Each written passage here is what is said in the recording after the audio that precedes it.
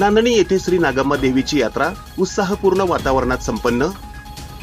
नवसाला पावणारी देवी म्हणून ओळख असलेल्या दक्षिण सोलापूर तालुक्यातील नांदणी येथील नागम्मा देवीची यात्रा दरवर्षी अक्षय तृतीयेच्या दिवशी भरते। दरवर्षीप्रमाणे यंदाही ही यात्रा आज शुक्रवारी अक्षय तृतीयेच्या शुभ मुहूर्तावर अत्यंत उत्साहपूर्ण वातावरणात संपन्न झाली। या यात्रेच्या निमित्ताने विविध धार्मिक कार्यक्रम विधिपूर्वक संपन्न झाले। या यात्रेला नांदणी येथील भाविकांसह पंचक्रोशीतील ग्रामस्थ आणि भाविक मोठ्या संख्येने उपस्थित होते। यावेळी यात्रा पंच कमिटीच्या वतीने आलेल्या सर्व भाविकांना महाप्रसादाची सोय करण्यात आली होती। एकंदरीत यात्रा पंच कमिटीच्या सुयोग्य नियोजनामुळे यात्रा सुरळीतपणे पार पडली। यात्रेत कोणतीही अनुचित घटना घडू नये म्हणून मंद्रुप पोलिसांनी चोख पोलीस बंदोबस्त ठेवला होता। यावेळी यात्रा पंच कमिटीचे डीवायएसपी मल्लिकार्जुन सुरवसे, ॲडव्होकेट नागेश खिचडे, शिवानंद धानगोंडे, पांडुरंग टेळे, शिवानंद बंडे यांनी पत्रकारांशी बोलताना आपल्या प्रतिक्रिया व्यक्त केल्या। तसेच यावेळी यात्रा पंच कमिटीचे भारत खरात, बिरप्पा सुरवसे, पोलीस पाटील बनशेद सुरवसे यांच्यासह यात्रा पंच कमिटी व समस्त ग्रामस्थ उपस्थित होते।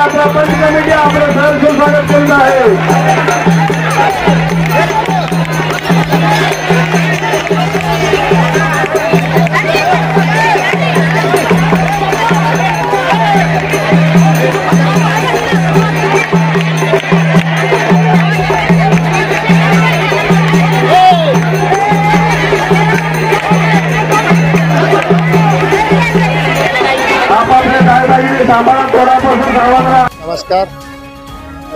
सालाबादाप्रमाणे नांदणी गावची यात्रा महोत्सव फार मोठ्या उत्सव एकदम जोरात झालेला आहे। ह्या उत्सवासाठी गावातील प्रत्येक घरातील व्यक्ती भरभरून प्रतिसाद दिलेला आहे। या उत्सवासाठी या यात्रा सालाबादाप्रमाणे यावर्षी 8 तारखेला हनुमान व रेवणी सिद्धेश्वर मूर्ती प्राण प्रतिष्ठान, काल 9 तारखेला देवीची महारुद्राभिषेक झालेला आहे। संध्याकाळी अग्नी पेटवणे झाले। आता सकाळीच 10 वाजता अग्नी प्रवेश सगळ्या गावातील सगळ्या गावकऱ्यांनी एकदम व्यवस्थित शांततेने हे पार पडलेलं आहे। यानंतर 4 वाजता जंगी मोठी मल्लांची जंगी कुस्त्या होणार आहे। त्या कुस्त्याची लाभ प्रत्येकाने घ्यावं आणि नांदणी यात्रेसाठी प्रत्येक बाहेरून आलेल्या लोकांची भरभरून प्रतिसाद मिळाल्याबद्दल त्या आलेल्या लोकांची माझ्या खूप खूप धन्यवाद आहे।